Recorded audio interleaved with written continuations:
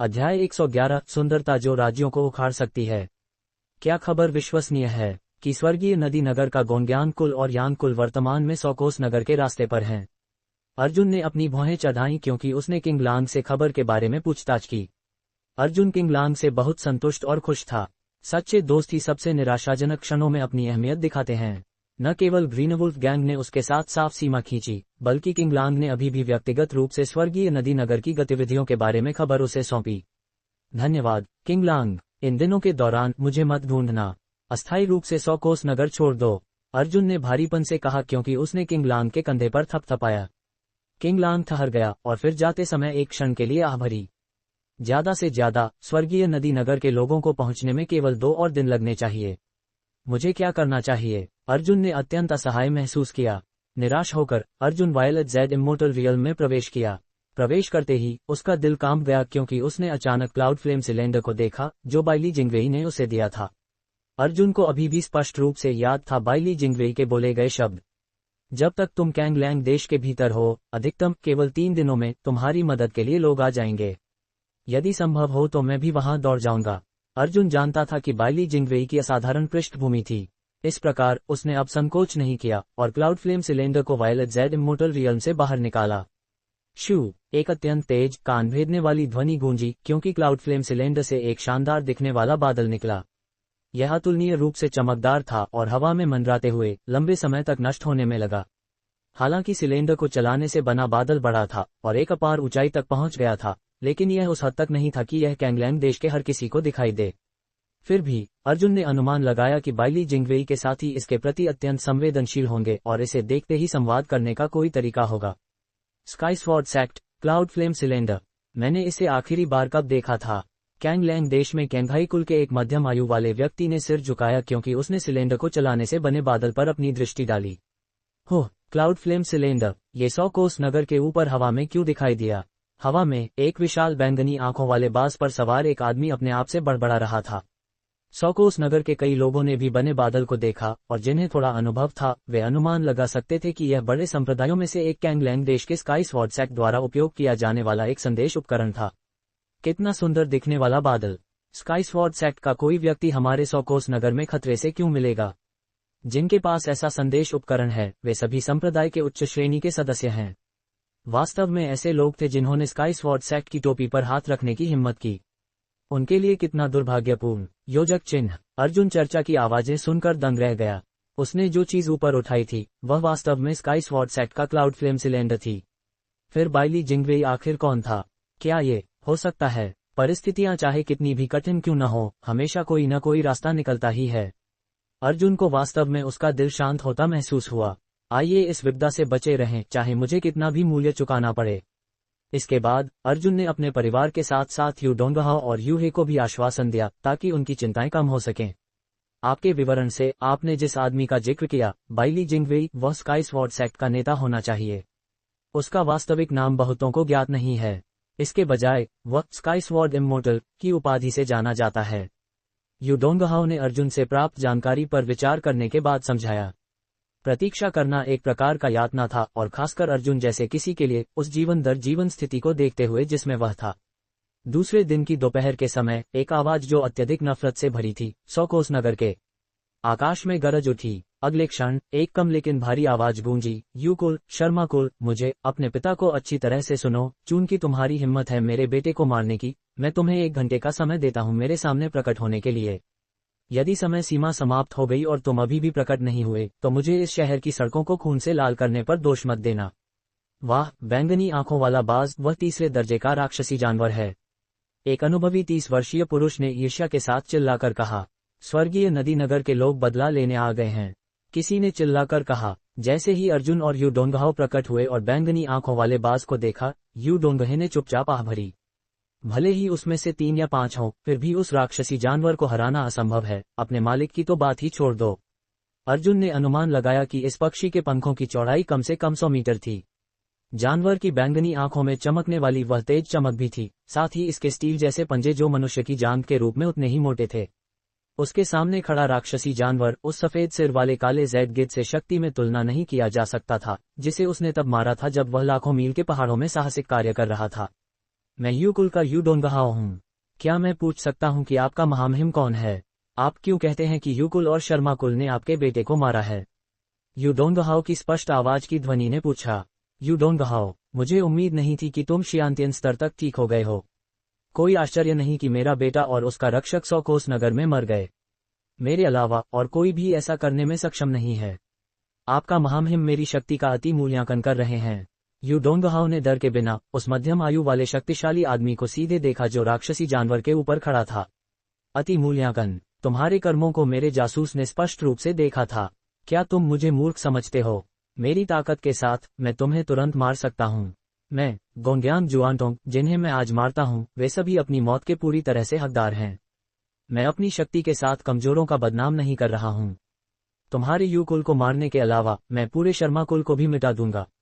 क्या आप स्वर्ग के प्रकोप से नहीं डरते? अगर आप अपनी नफरत और गुस्सा बाहर निकालना चाहते हैं तो आप इसे इस बूढ़े आदमी पर लाने के लिए स्वागत करते हैं। दूसरों को जो निर्दोष हैं उन्हें फंसाओ मत। यू डोंगहाओ गोंग्यांग जुआनटोंग के शब्दों को सुनकर क्रोधित हो गया। निर्दोष? क्या बकवास है? क्या तुम सोचते हो कि किसी ने तुम्हें मेरे बेटे को मारते और उसका शरीर नष्ट करते हुए नहीं देखा? जहां तक रक्षक की बात है, वह शियांतियन के पहले स्तर के शिखर पर था, ये सोचकर कि वह भी तुम्हारे हाथों गिर जाएगा। तुमने अपनी शक्ति को छिपाने में एक बढ़िया काम किया। गोंग्यांग जुआनटोंग ने क्रोध से गरजा। अर्जुन अत्यंत चकित था और वह अनुमान लगा सकता था कि अगर उन्हें यू कुल के सदस्यों द्वारा धोखा नहीं दिया गया था तो यह वास्तव में हो सकता है कि उसके कार्यों को गोंग्यांग कुल के एक जासूस ने देखा था।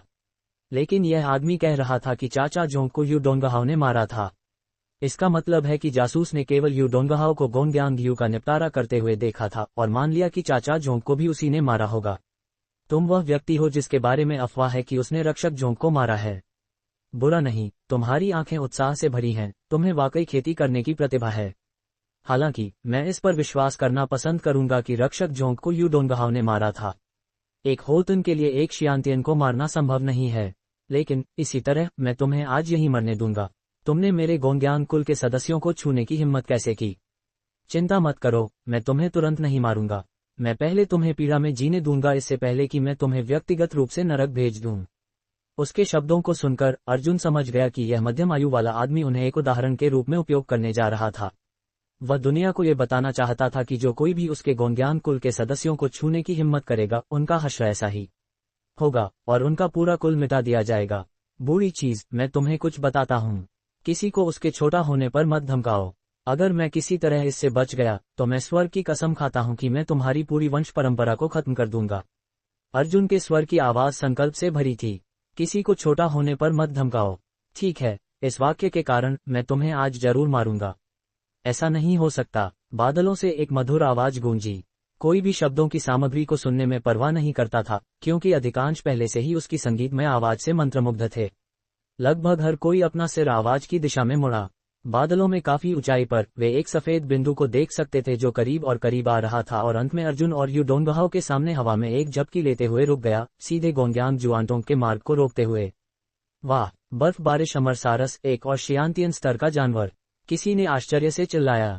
यह अमर सारस बैंगनी आंखों वाले बाज के लगभग समान आकार का था। अंतर केवल इतना था कि यह सफेद पंखों से भरा था और लोगों को आतंक के बजाय सुंदरता का एहसास दिलाता था। बाज की तुलना में ये बहुत ज्यादा सुंदर है, एक युवा लड़की ने आश्चर्य से चिल्लाया। अमर सारस एक 5वें दर्जे का राक्षसी जानवर है। इसका अभ्यास स्तर राक्षसी बाज की तुलना में 2 स्तर ऊंचा है। एक मध्यम आयु वाले आदमी ने समझाया। आप बहुत कुछ जानते हैं चाचा, क्या आप एक शियांतियन अभ्यासी हैं? उद्धरण चिन्ह। वहां एक अप्सरा खड़ी है, एक बच्चे ने पुकारा। अर्जुन का ध्यान लंबे समय से आकर्षित था और वह सुंदर लड़की देखकर दंग रह गया।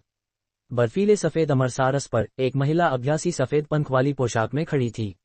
इस लड़की से एक अपरिचित कोमलता मिश्रित एक अदृश्य वातावरण निकल रहा था। हालांकि उसके चेहरे पर घूंघट था, लेकिन अतुलनीय सुंदर चेहरे के आकार के साथ साथ उसकी आंखें जो आकाश में तारों जैसी थीं, ये लोगों को बताने के लिए पर्याप्त था कि उनके सामने खड़ा व्यक्ति एक परम सुंदरता थी। उसके लंबे बाल हवा के साथ लहरा रहे थे, जैसा कि उसके हाथी दांत जैसे जैद चमड़े ने बेजोड़ शालीनता का एहसास दिलाया। यहाँ तक कि उसकी पंखों वाली पोशाक भी उसके सही ढंग से अनुपातित शरीर की रेखाओं और आकृति के चमत्कार को छुपाने में असमर्थ थी। इस दुनिया में वास्तव में ऐसी देवी है, अन्य तथाकथित सुंदरताएं खुद की तुलना करने में कैसे सक्षम हो सकती हैं? अर्जुन ने आह भरी क्योंकि उसके दिल में थोड़ी सी अपवित्रता की भावना उठी। कितना मोहक है, क्या वह 9 आकाशों से उतरी एक अमर है? क्या सुंदरता है, वह मेरी औरत की तुलना में अधिक सुंदर क्यों है? एक विकृत बूढ़े चाचा ने फुसफुसाया, क्योंकि वह घूर रहा था। उद्धरण चिन्ह ... नरक में जाओ। बर्फबारिश अमरसारस और बैंगनी आंखों वाले बाज 100 मीटर की दूरी पर थे। बैंगनी आंखों वाला बाज उत्तेजना में अपने पंख बेतहाशा फड़फड़ा रहा था, जबकि बर्फबारिश अमरसारस ने घमंड से अपना सिर झुकाया और वर्चस्व की एक दहाड़ छोड़ी। ये जियांगे एक, इसका क्या मतलब है? गोंगयांग जुआनटोंग ने अपनी भौहें चढ़ाई, क्योंकि वह बर्फबारिश सारस के ऊपर खड़ी बेजोड़ सुंदरता वाली लड़की को घूर रहा था। वह व्यक्ति है जिसने क्लाउड फ्लेम सिलेंडर चलाया था। क्या आपको अभी भी मुझसे अधिक स्पष्टीकरण की आवश्यकता है? ये जियांगे ने भावनाओं के बिना जवाब दिया, उसके शब्दों की ध्वनि जो एक असामान्य धुन से भरी थी, तैरती हुई आई। क्या आप वास्तव में सोचते हैं कि आप अकेले अपनी शक्ति से हमें रोक सकते हैं? ये जियांगे एक पत्ती तलवार गीत, पत्तियों और तलवारों के बारे में एक गीत। अध्याय 0112 देवी गुरु बनी। क्या आप वास्तव में सोचते हैं कि आप अकेले अपनी शक्ति से हमें रोक सकते हैं? जैसे ही गोंगयांग जुआनटोंग के वाक्य का अंतिम शब्द निकला, 4 बड़े बुजुर्ग प्रकट हुए, जिनके सिर बालों से भरे थे। अपनी उम्र के बावजूद उनकी आंखें एक चमकदार रोशनी के साथ चमक रही थीं, क्योंकि वे ऊर्जा और आत्मा से भरे वातावरण का उत्सर्जन कर रहे थे। हा, किसने कहा कि वह अकेली है? क्या मैं यहाँ नहीं हूँ? जोरदार हंसी की आवाज दूरी से गूंजी, क्योंकि एक बूढ़ा आदमी जो 2 मीटर लंबे बैंगनी शेर हिरण पर सवार था, बिजली की गति के साथ प्रकट हुआ। उस सवारी की गति अमरसारस की तुलना में बहुत कम नहीं थी, या शायद ऐसा इसलिए था क्योंकि उस अमरसारस ने पहले उड़ते समय पूरी कोशिश नहीं की थी। स्काईस्वॉर्ड इमोर्टल, उन चारों ने सदमे में चिल्लाकर कहा। बहन, वह शेर हिरण, क्या वह बहुत मजबूत है? एक छोटी लड़की ने सिर झुकाकर पूछा। वह बैंगनी शेर हिरण है। इसकी गति को भूमि आधारित राक्षसी जानवरों में सबसे तेज में से एक माना जाता है। उड़ने या समुद्र में जाने के अलावा भूमि पर यात्रा करना या यहाँ तक कि पहाड़ों पर चढ़ना भी इसके लिए कोई समस्या नहीं होगी। एक हरी पोशाक पहने एक भव्य महिला ने लड़की को गर्मजोशी से समझाया। बाइली जिंगवेई। हालांकि अर्जुन ने उसके आगमन की कुछ हद तक अपेक्षा की थी, फिर भी वह बहुत अधिक चकित था। यह मेरा सम्मान है कि आप सभी को इस बूढ़े आदमी को अभी भी याद है। क्या आप वाकई चाहते हैं कि मैं आप सभी को रोकूं? बाइली जिंगवेई के दयालु चेहरे दीर्घायु के देवता के समान थे। उसकी मुस्कान में करुणा और प्रेम का भाव था, ठीक एक अमर की तरह। हम कैसे साहस करें? चूंकि सम्मानित बड़े बुजुर्ग इस मामले में हस्तक्षेप करना चाहते हैं, हम चले जाएंगे। सभी चले जाओ। बैंगनी आंखों वाले बाज ने अपने पंख फड़फड़ाए और उड़ गया, और चारों बड़े बुजुर्गों ने बाइली जिंगवेई की ओर हल्के से सिर हिलाया, इससे पहले कि वे अपने रास्ते पर चले गए। बूढ़े, इस युवक का आपको धन्यवाद, अर्जुन ने आभारपूर्वक कहा। उसने हर शब्द सच्चे दिल से कहा और केवल औपचारिकता नहीं निभा रहा था। हा अर्जुन, हम फिर से मिले। चिंता करने की कोई बात नहीं, यह मेरी तरफ से बस एक छोटा सा प्रयास है। बाइली जिंगवेई की दयालु मुस्कान से एक प्रकार का प्रभावशाली और शानदार वातावरण निकलता था, जैसे भव्य पहाड़ों के समान। बूढ़े, आप हमारे यहाँ आराम करने के लिए क्यों नहीं चलते और इस युवक को ठीक से धन्यवाद कहने दें? और ओह, यह महिला। अर्जुन ने बाइली जिंगवेई के पास खड़ी उस बेजोड़ सुंदरता की ओर देखा जो राज्यों को उखाड़ सकती थी। इतनी करीबी दूरी से उसे देखना वास्तव में लोगों के दिल को थरथरा देता था, जैसे उनकी आत्मा हिल गई हो। खासकर वे सुंदर आंखें, वे रात के टिमटिमाते तारों की तरह सुंदर थीं और बेहद स्पष्ट थीं, जिनमें एक निश्चित गहराई थी जो शांति और दूरदर्शिता का प्रदर्शन करती थीं। यह मेरी छोटी बहन है, ये जियांगे। हे, आज उसी ने तुम्हारी मदद की थी। बाद में तुम्हें वे काली मछलियां निकालनी होंगी जो तुमने मुझे पहले खिलाई थी, उसकी भरपाई के लिए, और उसे खूब खाने दो। चिंता मत करो, वह जरूर बदले में तुम्हें कुछ लाभ देगी। बाइली जिंगवेई हंसा और अर्जुन का मजाक उड़ाया। मैं निश्चित रूप से आप दोनों के लिए एक अच्छा भोजन तैयार करूंगा। अर्जुन ने शर्मिंदा होकर जवाब दिया। इसका जिक्र मत करो, बाद में। मेरे पास अभी भी एक निवेदन है, तुम बाद में इसे अस्वीकार नहीं कर सकते, ठीक है?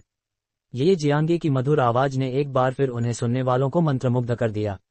अर्जुन ने अनौपचारिक रूप से सिर हिलाया। भले ही आप चाहें कि मैं तलवारों के पहाड़ पर चढ़ूं या उबलते तेल के बर्तन में जीवित जलने के लिए प्रवेश करूं, ये युवक यहाँ अपनी भौहें भी नहीं सिकुड़ेगा। हा, तुमने इसे इतनी जल्दी स्वीकार कर लिया, बाद में मत रोना।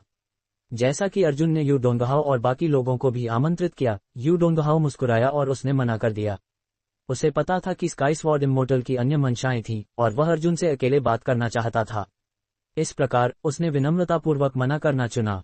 बाइली जिंगवेई के साथ कुछ औपचारिक बातचीत करने के बाद यू डोंगहाओ और उससे संबंधित लोग चले गए, जबकि अर्जुन बाइली जिंगवेई और ये जियांगे को शर्मा कुल की औषधि की दुकान पर ले गया। यही सच्ची शक्ति है। शुरू में मैं और मेरे सभी संबंधित लोग मरने वाले थे, लेकिन उन दोनों के एकमात्र वाक्य ने विरोधियों को इतनी आसानी से पीछे हटने पर मजबूर कर दिया। अर्जुन गहराई से भावुक हुआ। बूढ़े, आपको परेशान करने के लिए खेद है। रास्ते में अर्जुन की आभार की भावनाएं कम नहीं हुईं। हालांकि बाइली जिंगवेई के लिए मामला कुछ शब्द बोलने जितना आसान था, लेकिन अर्जुन के लिए यह एक बहुत बड़ा मामला था जो उसके कुल के विनाश का कारण बन सकता था। ठीक है अर्जुन, मैंने पहले ही कहा है कि हम नियति से जुड़े हैं। आपको समझना होगा कि मैं आपकी मदद करने में खुश हूँ। जब कोई बूढ़ा हो जाता है तो उसकी इच्छा केवल दूसरों की मदद करके अच्छा कर्म जमा करना होती है, लेकिन स्वाभाविक रूप से मेरी अपनी भी एक योजना है। आखिरकार इस दुनिया में बिना किसी कारण के न तो नफरत होती है और न ही प्यार। कई चीजें अनुचित हैं, बाइली जिंगवेई ने आसपास को देखते हुए उदासीनता से समझाया।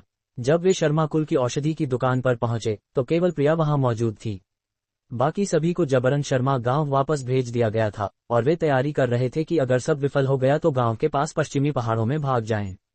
अर्जुन जिद्दी था। चूंकि यह मामला उसकी वजह से था, वह यूडोंगहाओ और यूही के साथ मामले का सामना करना चाहता था, जबकि प्रिया ने उसके साथ रहने का फैसला किया।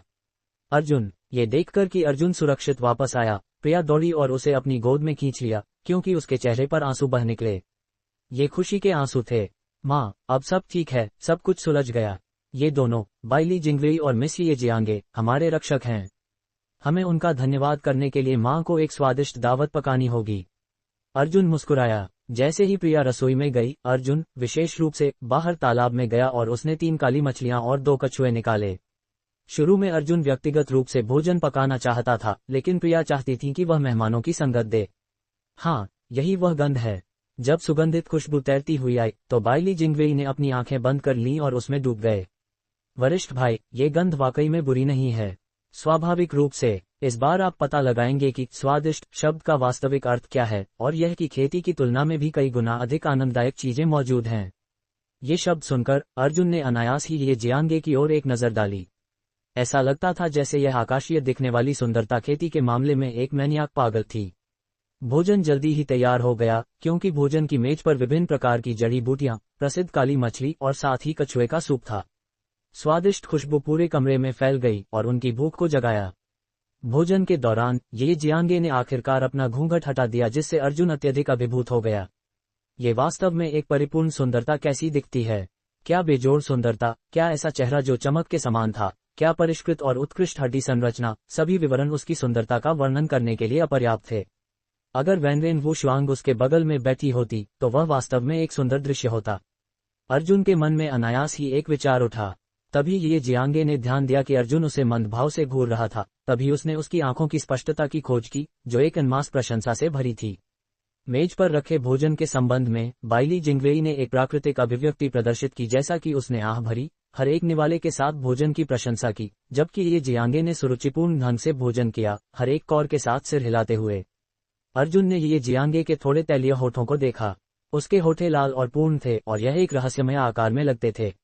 वह आकृति अवमानना या खुशी का प्रतिनिधित्व नहीं करती थी, लेकिन फिर भी यह अकल्पनीय रूप से सुंदर थी और वर्णन करना कठिन था।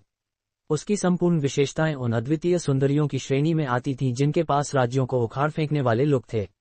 ये डिंग बाओ के उत्कृष्ट छोटे चेहरे की तुलना में और भी अधिक प्रभावशाली था, और इसमें इसके भीतर जादुई कुछ का एक मध्यम निशान भी था।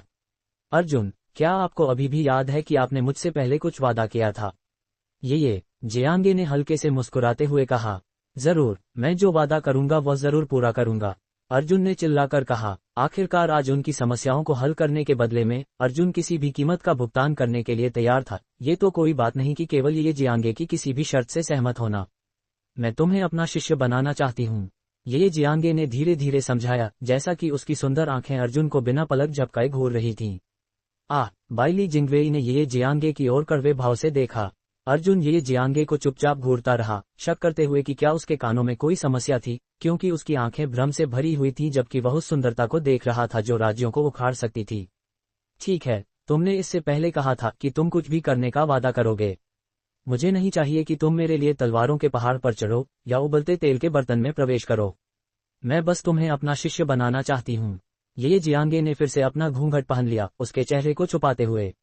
मैं इससे सहमत हो सकता हूँ, लेकिन मेरी एक शर्त है। अर्जुन अत्यधिक चकित महसूस कर रहा था और नहीं जानता था कि खुश होना चाहिए या निराश। अगर मैं इतनी सुंदर विशेषज्ञ का शिष्य बन सकता हूँ तो इसे मेरा बहुत अच्छा भाग्य माना जा सकता है। क्या शर्त, सीधे बताओ, ये जियांगे ने आकस्मिक रूप से कहा। अर्जुन को लगा कि उसकी बातें सुनना बहुत आनंददायक था।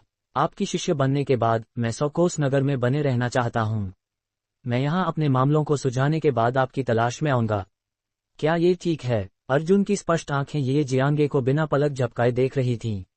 जरूर, मुझे लगता है कि तुम अविश्वसनीय रूप से रहस्यमय हो, यही कारण है कि मैं तुम्हें अपना शिष्य चाहती हूँ। न केवल ये, तुम्हारे मेरे शिष्य होने का दर्जा कैंगलैंग देश में सुरक्षा का एक छत्र माना जा सकता है। ये जियांगे ने हल्के से मुस्कुराते हुए अर्जुन से कहा। अर्जुन का दिल हल्के से कांप गया जैसा कि उसने आभार के साथ ये जियांगे की ओर देखा। क्या मुझे आपको गुरु के रूप में स्वीकार करने के लिए सिर झुकाने की आवश्यकता है? अर्जुन ने अपनी नाक रगड़ी। ठीक है, बस चाय पेश करना होगा। हे, जियांगे मेरी सबसे छोटी बहन है, उसकी भविष्य की उपलब्धियों की कोई सीमा नहीं है। वर्तमान में, उसका पद स्काईस्वॉर्ड सेक्ट के वर्तमान सेक्ट लीडर की बड़ी बहन है। चूंकि तुम जियांगे के एकमात्र शिष्य हो, भविष्य में उसके पास संप्रदाय के मामलों में मदद के लिए तुम होगे और वह अब अकेली नहीं होगी। बाइली जिंगवेई ने खुशी से हंसते हुए कहा। अर्जुन ने जल्दी से दोनों हाथों से चाय पेश की जैसा कि उसने ये जियांगे को प्रणाम किया। शिष्य आदरपूर्वक बूढ़ी और प्रतिष्ठित गुरु के लिए चाय पेश करता है। ये जियांगे ने चाय स्वीकार कर ली, धीरे धीरे उसे घूमते हुए जवाब दिया, तुम्हें मुझे संबोधित करते समय बूढ़ी शब्द का उपयोग करने की आवश्यकता नहीं है। मैं उतनी बूढ़ी नहीं हूँ। अर्जुन को एहसास नहीं था कि ये जियांगे में ऐसा पक्ष भी था, जैसा कि उसने जल्दी से जवाब दिया।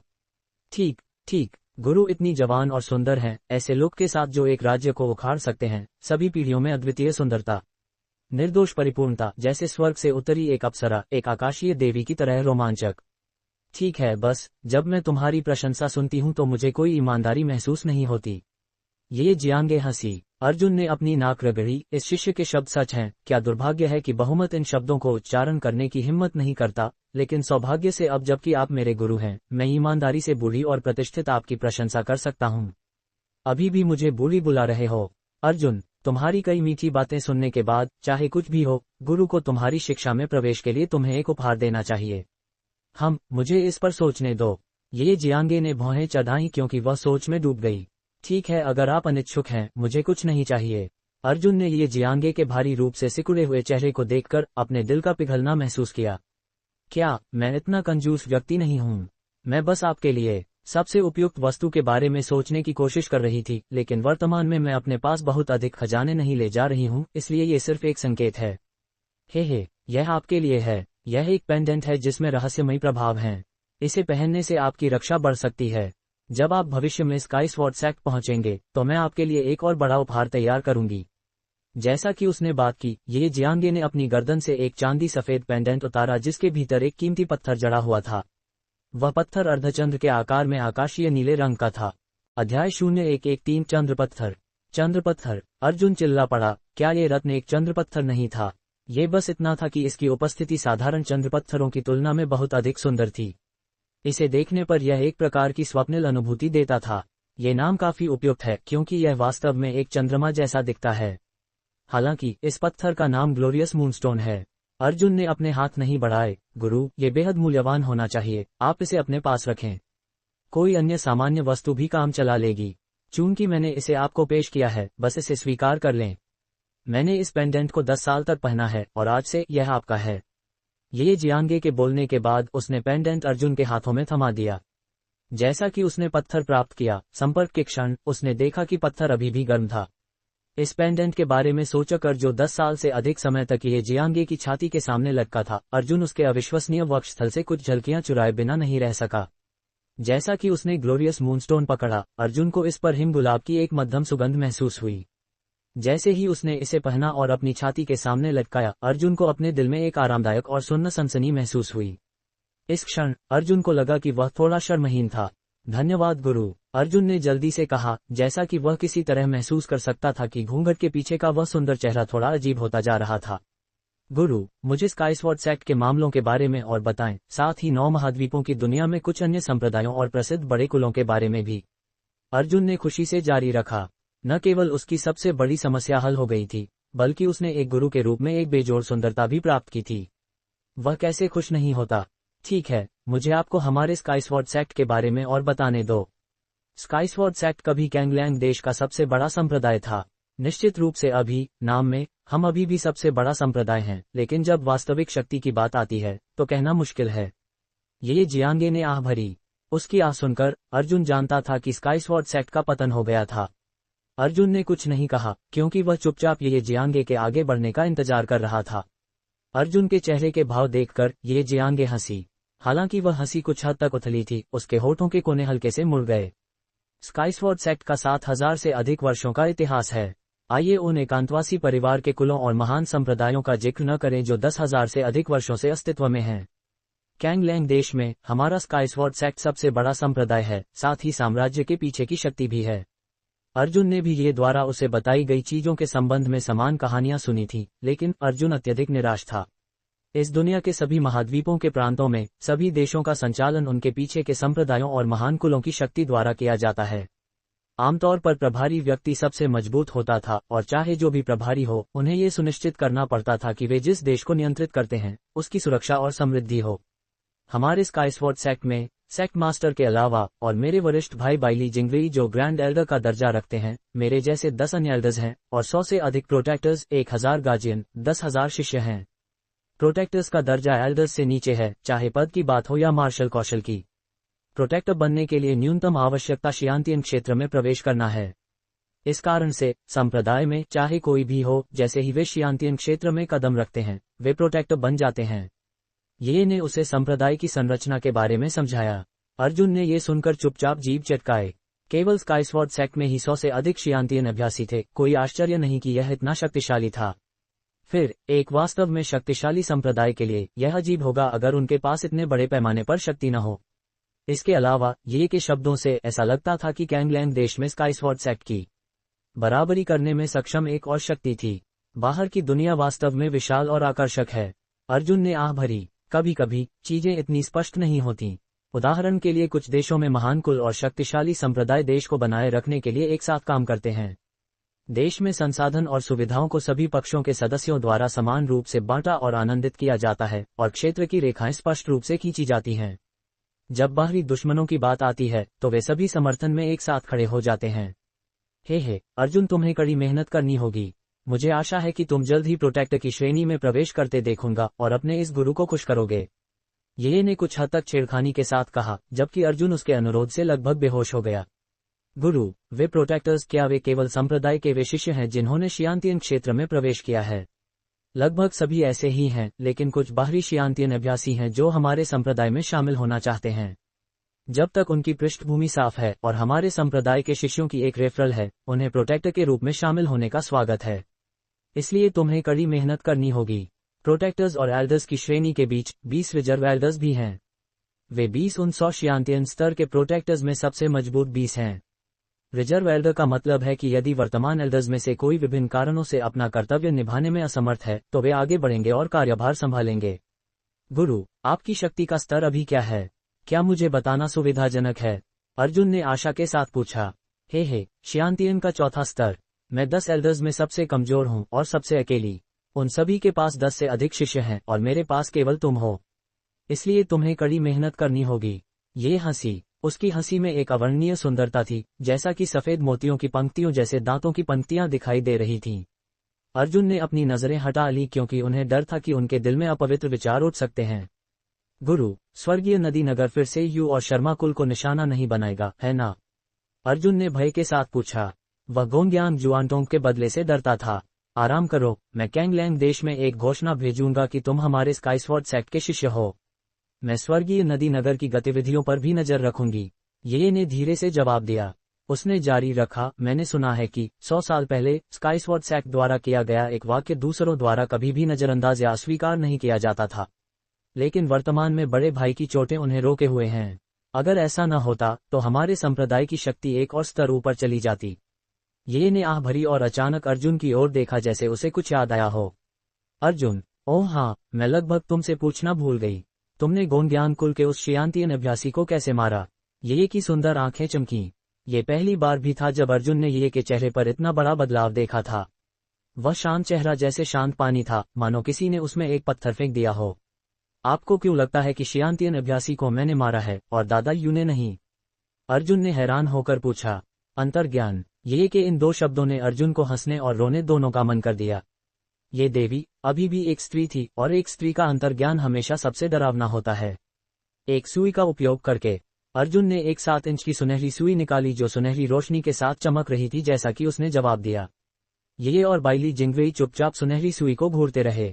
इस छोटे से हथियार ने वास्तव में एक शियांतियन अभ्यासी को मार दिया। यह अत्यधिक अविश्वसनीय लगता है, जैसे एक कल्पना।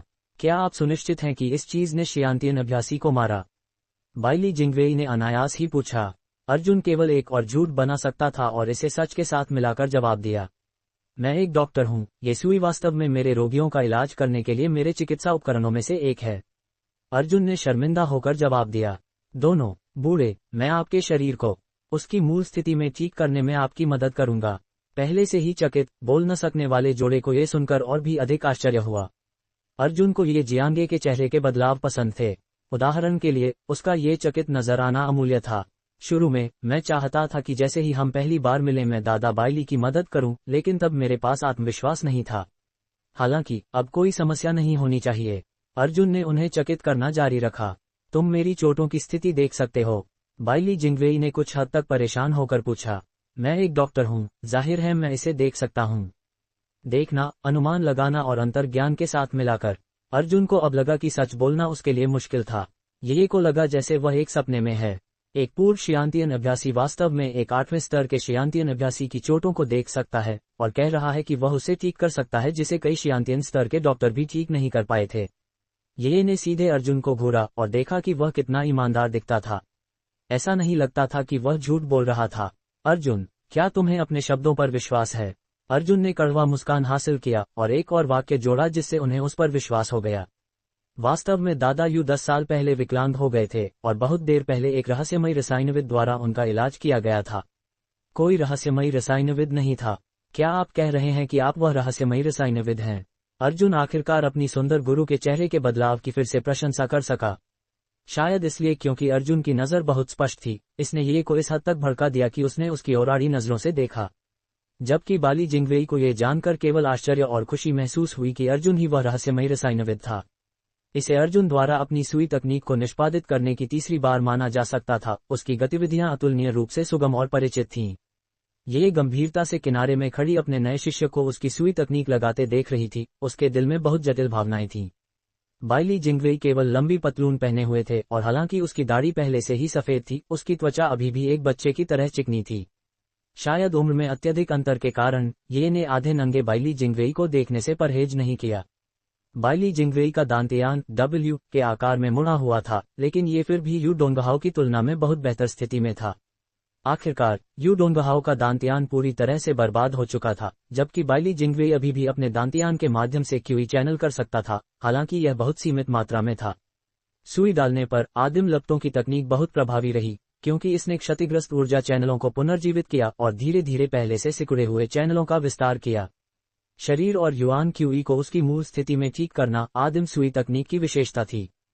चोट की 5 तत्व विशेषताओं को ध्यान में रखते हुए सुई तकनीक को बढ़ाने के लिए आदिम लपटों का उपयोग करते हुए अर्जुन ने बाइली जिंगवेई के दांतयान की वसूली में तेजी से मदद की।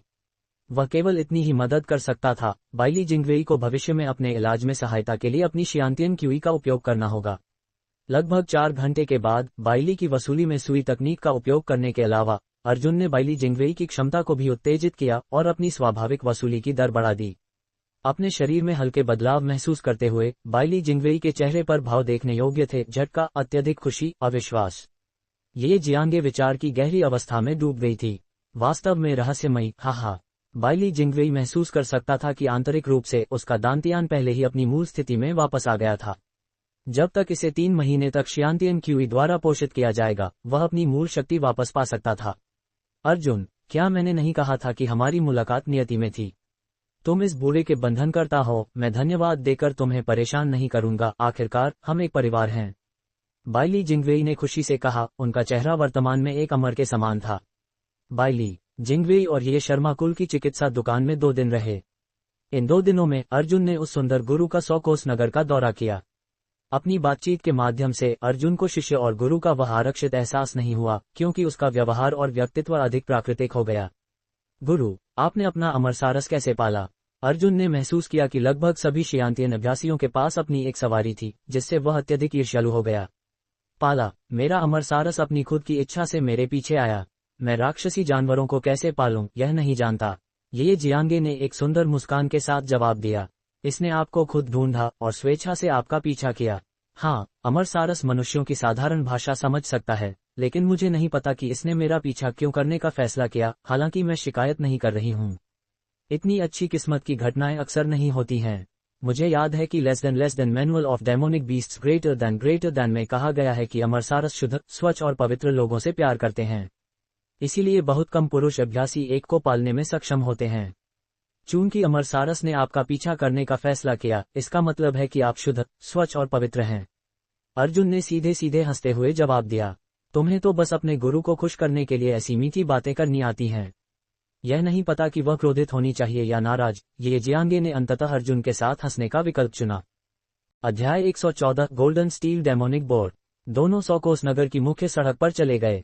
ये सड़क अत्यधिक भीड़भाड़ वाली थी, जहां हर जगह तरह तरह के छोटे मोटे सामान और दुर्लभ वस्तुएं बिक्री के लिए रखे थे। ये जियांगे ध्यान भंग होकर इधर उधर देखती रही, क्योंकि वह धीरे धीरे घूमती रही। इससे पहले कि उसने हल्के से पूछा, अर्जुन, क्या तुम्हें राक्षसी जानवरों और सवारियों में बहुत रुचि है? हाँ, लेकिन वे बस मेरी कल्पना हैं। आखिरकार मैं कोई पशु चालक नहीं हूँ। अर्जुन हंसा। पशु चालक? ये हंसी और जारी रखा, वास्तव में पशु चालक शब्द आजकल बस एक खाली उपाधि है। असली पशु चालक 9 महाद्वीपों की इस दुनिया में बहुत लंबे समय से नहीं देखे गए हैं। जहां तक वर्तमान पशु चालकों का सवाल है, वे केवल विशेषज्ञ हैं जो जानवरों की भाषा के कुछ सरल शब्दों को समझ सकते हैं। ये ने कुछ हद तक तिरस्कार के साथ जवाब दिया। गुरु, आपको क्या लगता है कि क्या हुआ? मैं कुछ हद तक परेशान हूँ। अभी वे सभी तथाकथित पशु चालक शियांतियन स्तर पर होने के बावजूद केवल नकली हैं। मैंने सुना है कि बहुत पहले असली पशु चालक केवल मार्शल वॉरियर स्तर पर भी राक्षसी जानवरों को पाल सकते थे। वे असली पशु चालक थे। आजकल ऐसे पशु चालक कहाँ हैं जो अपने दर्जे से कहीं अधिक राक्षसी जानवरों को पाल सकें? वे नकली लोग केवल पशुपालन में सहायता के लिए बीस्ट टैमिंग पिल पर निर्भर करते हैं। बीस्ट टैमिंग पिल? वह क्या है? अर्जुन को एहसास हुआ कि उसका ज्ञान वास्तव में बहुत सीमित था।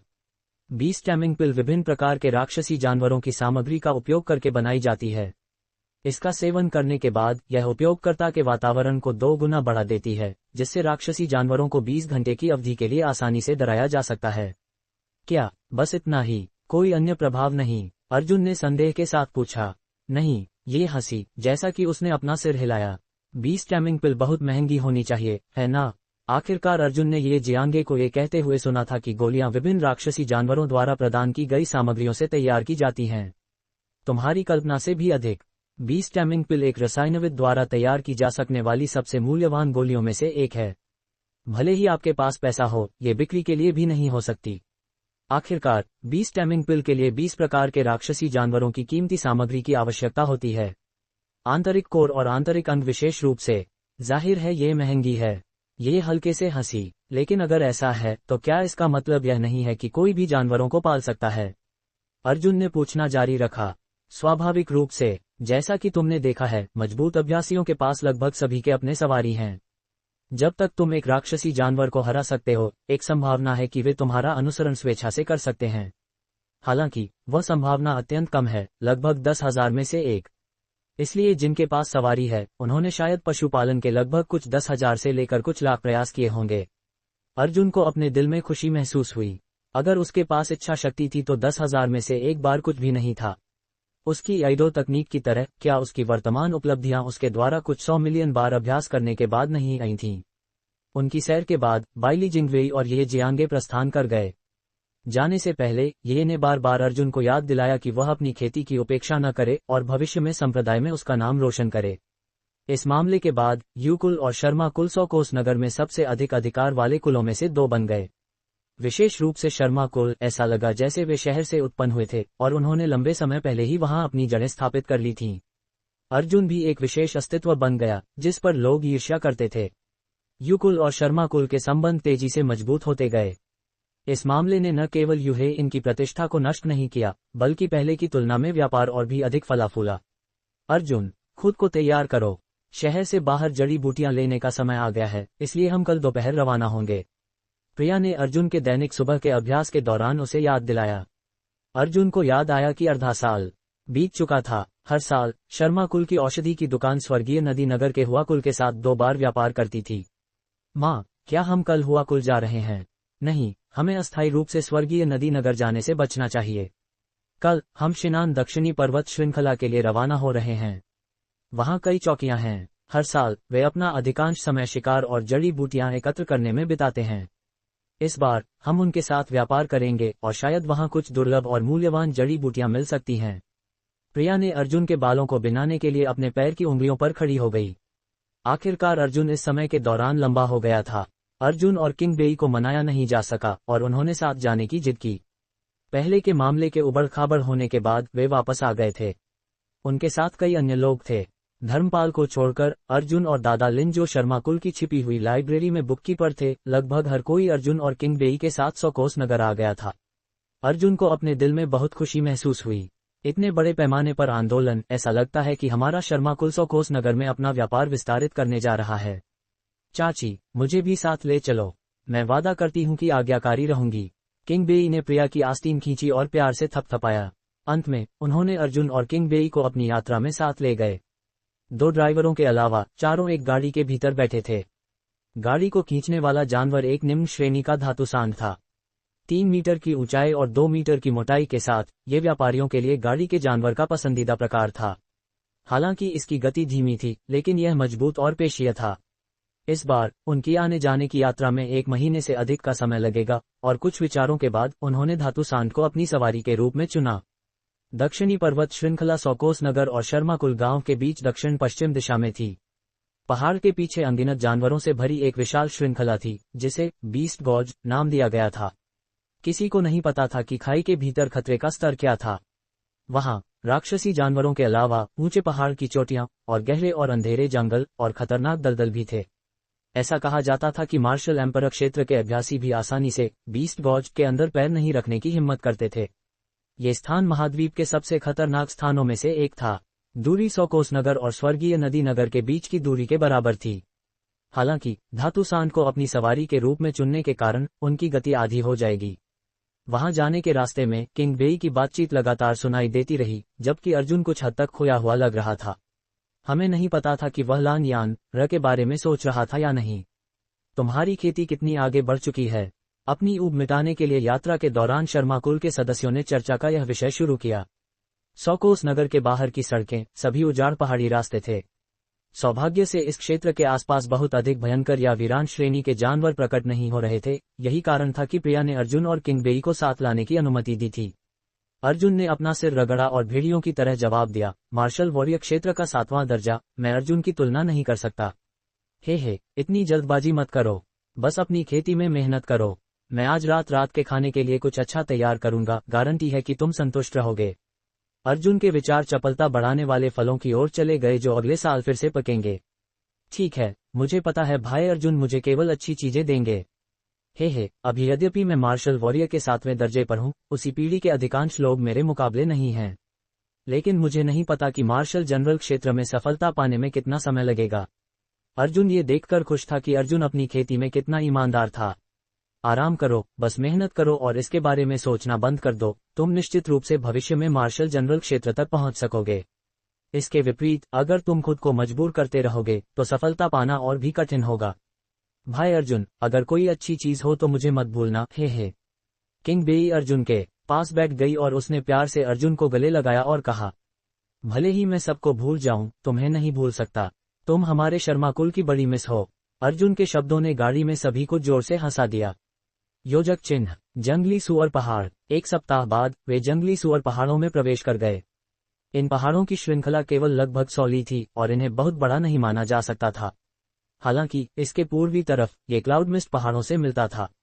कोहरा और धुंध पूरे साल क्लाउड मिस्ट पहाड़ों को ढके रहते थे। दृश्यता हमेशा अत्यधिक खराब थी और कोई मूल रूप से केवल अपने सामने 3 फीट दूर चीजों को देख सकता था। जंगली सुअर पहाड़ अनगिनत सुअर प्रकार के जानवरों के झुंडों से भरे थे। जब अर्जुन ने डरावनी संख्या पर ध्यान दिया तो उसने तुरंत सुअरों को कम आंकने के अपने पहले के विचारों को खारिज कर दिया।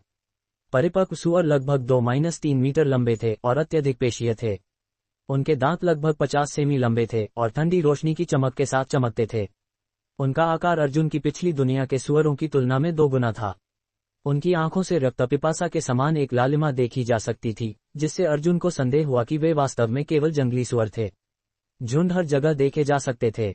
एक छोटे झुंड में लगभग 20-30 सुअर थे और एक बड़े झुंड में लगभग कई सौ सुअर थे। कई सौ सुअरों के झुंड द्वारा हमला शायद केवल शियांतियन स्तर का एक अभ्यासी ही इसका विरोध कर सकता था। आमतौर पर उन गाड़ियों के लिए जो इस रास्ते से गुजरती थीं, उन्हें जंगली बाघों और भेड़ियों के झुंडों के हमलों का ध्यान रखना पड़ता था। जब तक कि वे अभ्यासी न हों, अधिकांश लोग इस क्षेत्र से होकर यात्रा करना नहीं चुनते थे। प्रिया ने इस मार्ग को इसलिए चुना क्योंकि उन्होंने कुछ बाघ हड्डी पाउडर तैयार किया था। जब तक पाउडर को गाड़ी पर छिड़का जाता था, जंगली सुअर पास नहीं आते थे। अपने रास्ते में सब कुछ शांतिपूर्ण था। अर्जुन जंगली सुअरों की गतिविधियों को देख सकता था। उनकी भूख विशाल थी और ऐसा लगता था कि वे कुछ भी खा सकते थे। न केवल ये, उनकी वृद्धि दर भी तेज थी, इसलिए हमेशा कुछ अभ्यासी जंगली सुअरों का शिकार करने की कोशिश करते रहते थे। अचानक दूरी में अर्जुन देख सका कि जंगली सुअर पागलपन के साथ इधर उधर भाग रहे थे और फिर घबराहट में हर दिशा में भाग रहे थे। ऐसा लगता था जैसे वे अपनी जान बचाने के लिए भाग रहे थे। क्या कोई उच्च स्तर का राक्षसी जानवर हो सकता है? अर्जुन भय से भर गया। चाची, क्या हो रहा है? जंगली सुअरों के झुंडों को पागलों की तरह भागते देखकर किंग बेई ने पहेली भरे स्वर में पूछा। शायद कोई भयंकर जानवर प्रकट हुआ है। ठीक है, इस क्षेत्र में अधिक से अधिक केवल उच्च स्तर के भयंकर श्रेणी के जानवर होंगे, प्रिया ने किंग बेई को समझाया। सुअरों के झुंड के बिखर जाने के बाद मुसीबत पैदा करने वाला प्रकट हुआ। अर्जुन और बाकी लोगों ने उसे देखने के बाद उनके चेहरों पर अविश्वासजनक अभिव्यक्ति दिखाई दी। उनके सामने एक सुनहरे रंग का धातु राक्षसी सुअर था। देखने में ये जंगली सुअरों के समान था, लेकिन इसके पास दांत नहीं थे और जंगली सुअरों की तरह इसकी आंखों में भयंकर चमक नहीं थी। ये थोड़ा मूर्ख भी दिखता था। सुनहरे रंग का सुअर लगभग 1 मीटर चौड़ा दिखता था। एक परिपक्व सुअर की तुलना में यह अत्यंत छोटा और कुछ हद तक प्यारा दिखता था, लेकिन इसकी गतिविधियां अतुलनीय रूप से चपल और फुर्तीली थीं। Golden steel demonic bore. Arjun की आंखों में एक चमकदार रोशनी चमकी। अध्याय 115 प्राचीन सुदृढ़ीकरण तकनीक की चौथी परत। Golden steel demonic bore. Arjun की आंखें चमक उठीं। अर्जुन ने अपनी मां की ओर देखा और उनकी आंखों में आश्चर्य और दहशत देखी। अर्जुन ने अनुमान लगाया कि उसकी मां ने भी इस जानवर को गोल्डन स्टील डेमोनिक बोर के रूप में पहचान लिया था। अर्जुन इसे इसलिए पहचान सका क्योंकि उसने एक बार less than monster encyclopedia greater than में गोल्डन स्टील डेमोनिक बोर के बारे में पढ़ा था। अंतिम कुछ पृष्ठों में विभिन्न प्रकार के उत्परिवर्तित जानवरों का परिचय दिया गया था। उत्परिवर्तित जानवर आमतौर पर राक्षसी जानवरों, वीरान जानवरों, भयंकर जानवरों या यहां तक कि जंगली जानवरों से उत्परिवर्तित होते थे। उत्परिवर्तित जानवर बहुत अनूठे होते थे, लेकिन वे वास्तव में कीमती और भयावह रूप से शक्तिशाली थे। अर्जुन को गोल्डन स्टील डेमोनिक बोर का विवरण स्पष्ट रूप से याद था, क्योंकि इसे less than monster encyclopedia greater than में उत्परिवर्तित जानवरों को समर्पित खंड में सबसे पहले सूचीबद्ध किया गया था। गोल्डन स्टील डेमोनिक बोर जंगली सुअर का उत्परिवर्तित संस्करण था, जिसने कुछ विशेष फल या अनूठी चट्टानों को खाने के बाद या यहां तक कि संभवतः स्वर्ग और पृथ्वी की क्यूई को अवशोषित करने के बाद उत्परिवर्तन किया था। Less than monster encyclopedia greater than में लिखा था कि गोल्डन स्टील डेमोनिक बोर परिष्कृत इस्पात के रूप में मजबूत था और यह कि यहां तक कि एक प्रथम स्तर का शियांतियन अभ्यासी भी इस पर थोड़ी सी भी चोट नहीं पहुंचा सकता था। इसमें अत्यधिक शक्ति और दांत थे जो सब कुछ फाड़ सकते थे, यहां तक कि कठोर ढलवां लोहे को भी टुकड़ों में तोड़ सकते थे। इसकी गतिविधियां हवा के समान थीं, तेज और चपल, और यह अज्ञात था कि इसमें वास्तव में कितनी शक्ति थी। ईमानदारी से कहूं तो अर्जुन बहुत चिंतित था। ये बहुत बुरा होगा अगर ये गोल्डन बोर पागल हो जाता। प्रिया का चेहरा पहले ही से पीला पड़ चुका था। आखिरकार विरोधी इतना मजबूत था कि यह विकृत था और यह अभी भी उनसे 100 मीटर की दूरी पर था। अर्जुन ने गोल्डन बोर की उन आंखों को देखा जो थोड़ी बड़ी, प्यारी और बुद्धि के संकेतों से भरी थीं। अर्जुन को अच्छी तरह पता था कि उत्परिवर्तित जानवरों में बुद्धि होती थी, क्योंकि उनका पूरा शरीर खजानों से भरा होता था और उनके कोर राक्षसी जानवरों की तुलना में और भी अधिक कीमती होते थे। बहुत बुरा था कि अर्जुन तब केवल भागने के बारे में सोच रहा था। माँ, चलो गाड़ी से उतरते हैं और तुम उन्हें पीछे हटने का नेतृत्व करो। इसने पहले ही हमें अपना निशाना बना लिया है, इसलिए मैं इसे दूर खींचने का कोई तरीका ढूंढूंगा। अर्जुन गाड़ी से कूद गया और उकसाया, अर्जुन, तुम उन्हें लेकर भागो, माँ इसका ध्यान आकर्षित करेगी। प्रिया अर्जुन और किंग बेई के साथ गाड़ी से उतरी और उसने तुरंत उदासीनता के भाव के साथ कहा, इस बार हम निश्चित रूप से नहीं जाएंगे, हम इसका सामना एक साथ करेंगे। किंग बेई ने गुस्से से थपथपाते हुए कहा। अर्जुन ने कुछ नहीं कहा, लेकिन उसकी नजरों में वह भाव था कि वह निश्चित रूप से नहीं जाएगा।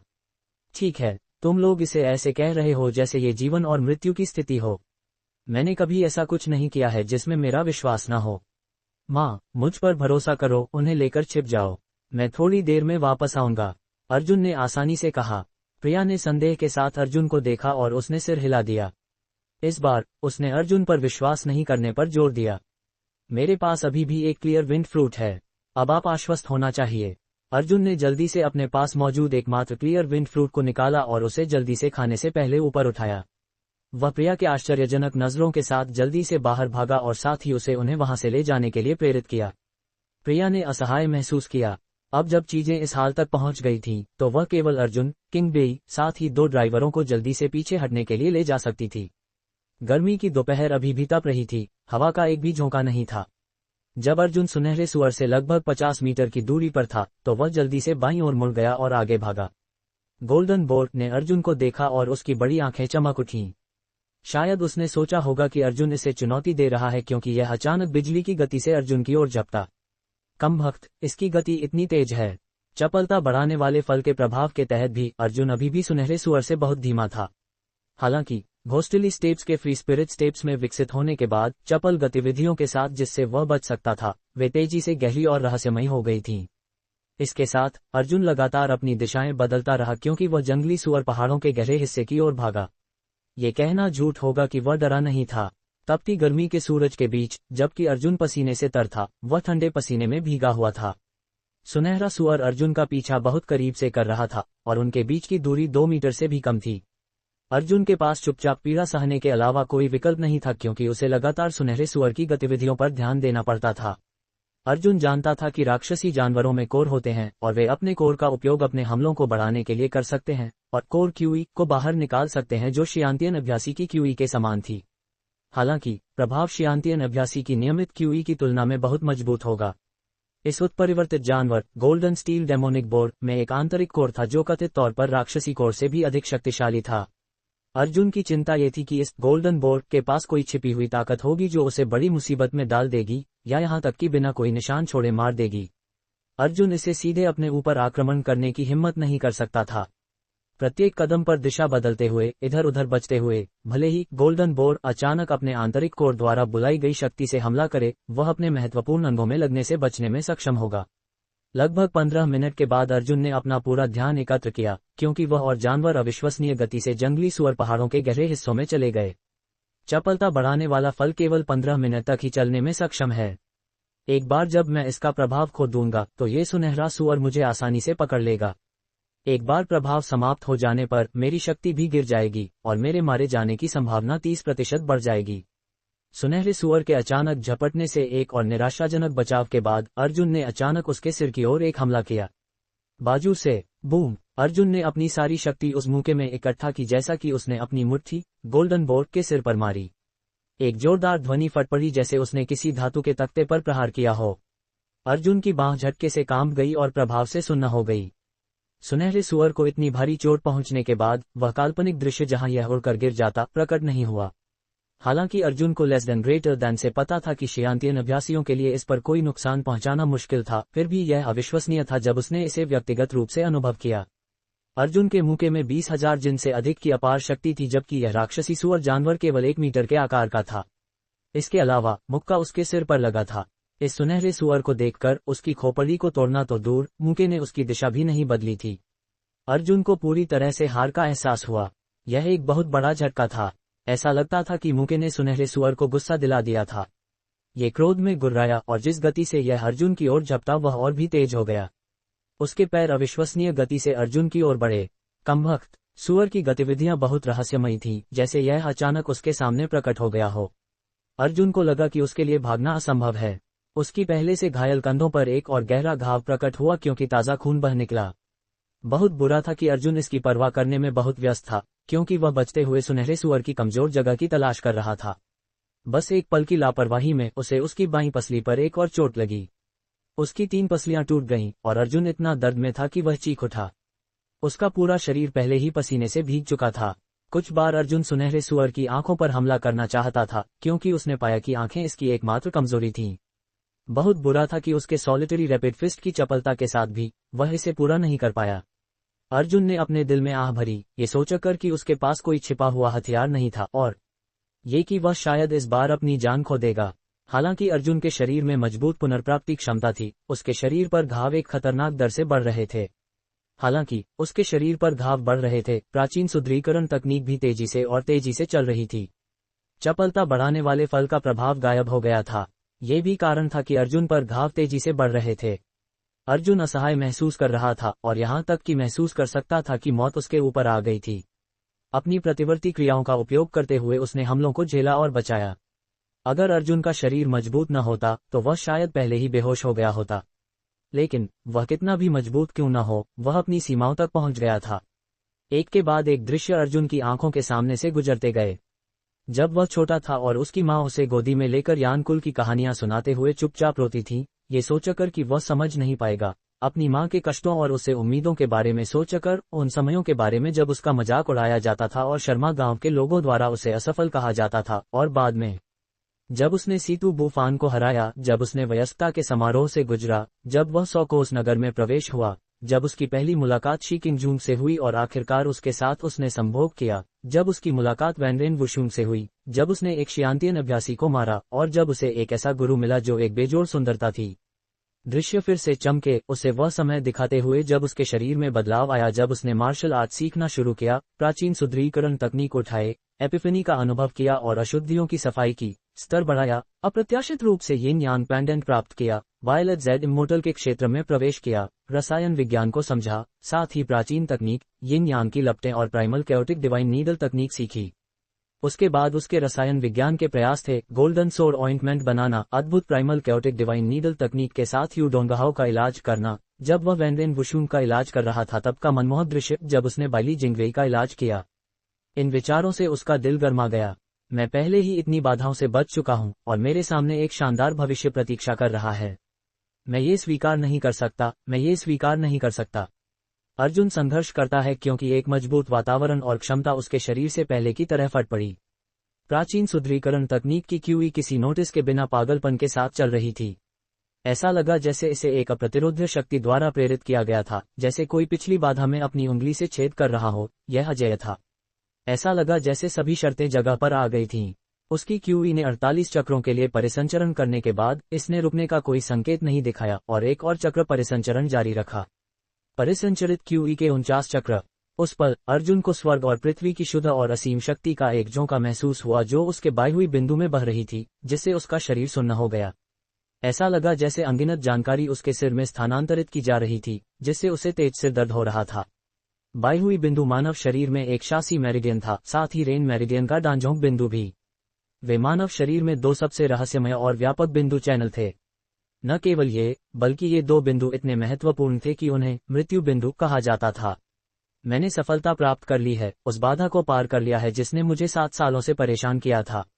मैं प्राचीन सुदृढ़ीकरण तकनीक की 4वीं परत में प्रवेश कर गया हूँ। अर्जुन को लगा जैसे वह सपना देख रहा हो।